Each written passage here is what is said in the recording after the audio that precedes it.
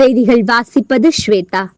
ஆளுநர் உரையில் இருந்ததை தமிழக அரசு செயல்படுத்த வேண்டும். பெண்கள் பாதுகாப்பில் முதல்வர் தனி கவனம் செலுத்த வேண்டும் என குடியாத்தத்தில் டாக்டர் தமிழிசை சவுந்தரராஜன் பேட்டி. வேலூர் மாவட்டம் குடியாத்தம் இன்று ஜூன் 21 சர்வதேச யோகா தினத்தை முன்னிட்டு குடியாத்தம் அருகே காக்காத்தோப்பு பகுதியில் உள்ள அத்தி இயற்கை மற்றும் யோகா மருத்துவக் கல்லூரியில் யோகா தினம் கொண்டாடப்பட்டது. இதில் பாஜக முன்னாள் மாநில தலைவர், பாஜக மூத்த நிர்வாகி டாக்டர் தமிழிசை சவுந்தரராஜன் அவர்கள் கலந்து கொண்டு மாணவர்களுடன் யோகாசனம் மேற்கொண்டனர்.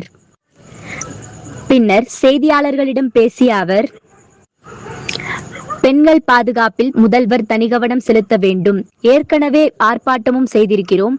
அதனால் பெண்கள் பாதுகாப்பில் முதல்வர் தனி கவனம் செலுத்த வேண்டும். 1 மாத ஆட்சி குறித்த கேள்விக்கு, 1 மாதம்தான் ஆகிறது. பெண்கள் பாதுகாப்பில் அதிக கவனம் செலுத்த வேண்டும். வெள்ளை அறிக்கை வெளியிட்டிருக்கிறார்கள். ஆளுநர் உரை ஆரோக்கியமாக சென்றிருந்து. ஆளுநர் உரை அமைதியாக எந்த எதிர்ப்பும் இல்லாமல் இருந்ததாக ஆளுநரே சொல்லியிருக்கிறார். முழுமையான ஆளுநர் அறிக்கையை வாசித்தது மகிழ்ச்சி என்று ஆளுநரே கூறியிருந்தார். அரசின் அறிக்கைதான் ஆளுநர் உரையில் கூறியிருக்கிறார். அதை தமிழக அரசும் நிறைவேற்ற வேண்டும். மேகதாது நமது உரிமை. காங்கிரஸ் கட்சி சேர்ந்த 2 அமைச்சர்கள் இங்கு உள்ளார்கள். அவர்கள் எதிர்ப்பை தெரிவிக்கிறார்களா? இல்லை என்றால் இந்த 2 அமைச்சர்களும் மேகதாதுவை தடுக்க முடியவில்லை என்றார்கள். அவர்கள் நிலை என்ன? இதில் காங்கிரசின் இரட்டை வேடம் தெரிந்துள்ளது என செய்தியாளர்களும் தமிழிசை சவுந்தரராஜன் கூறினார். செய்திகளுக்காக ஏழுமலை. பாரத பிரதமர் அவர்களின் முயற்சியினால் கொண்டாடப்படுகிறது. இதை நாம் அனைவருமே பாரத பிரதமர் அவர்களுக்கு நன்றி உள்ளவர்களாக இருக்க வேண்டும். ஏன்னா யோகா உடலுக்கும் மனதிற்கும் மிகுந்த அமைதியையும் ஆரோக்கியத்தையும் தரக்கூடியது. உலக நாடுகள்ல இஸ்லாமிய நாடுகள் கூட இதை கொண்டாட ஆரம்பித்திருக்கும் பொழுது இது எந்த அளவிற்கு உலகில் பரவி இருக்கிறது. ஜூன் 21ஆம் தேதி ஏன் இதை கொண்டாடுகிறார்கள் என்றால், நம்ம 365 நாட்கள்ல நீளமான நாள், லாங்கஸ்ட் டே இன்னைக்கு.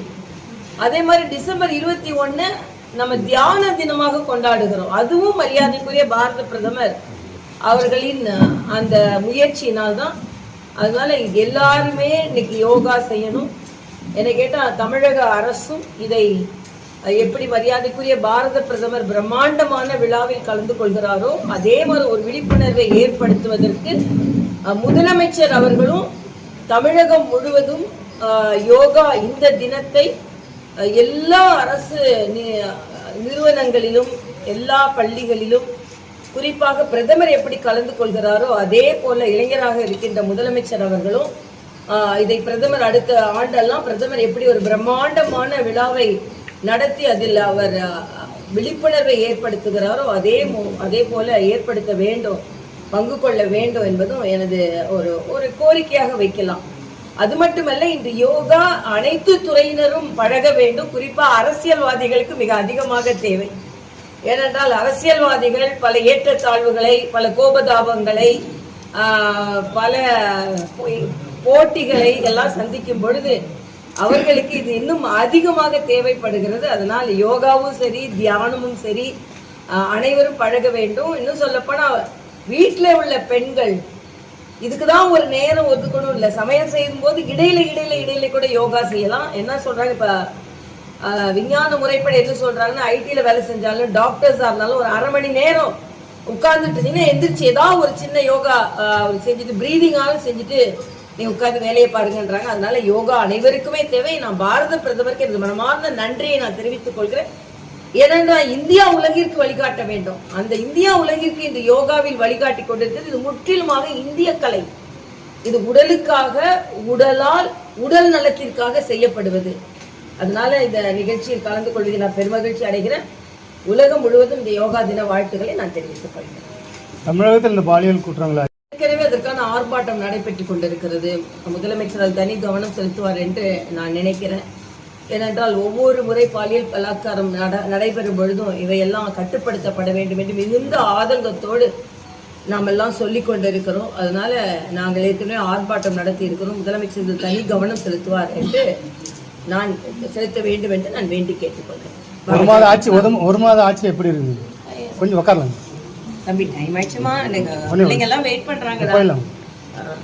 ஒரு மாத ஆட்சி இன்னும் இப்பதான் ஒரு மாதம் நடைபெறுகிறது. இன்னும் முதல்ல நமக்கு எல்லாருக்கும் மனதிற்கு ரொம்ப தேவையா இருக்கிறது வந்து பெண்களின் பாதுகாப்பு. அந்த பெண்கள் பாதுகாப்புல அதிக கவனம் செலுத்த வேண்டும்.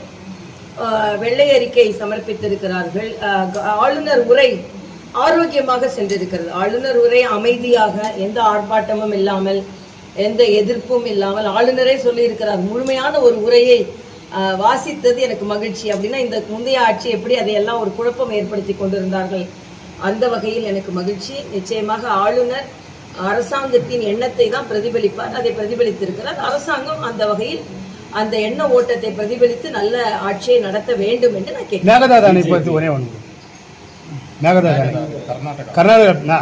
மேகதாது நம்ம எல்லாரோட உரிமை.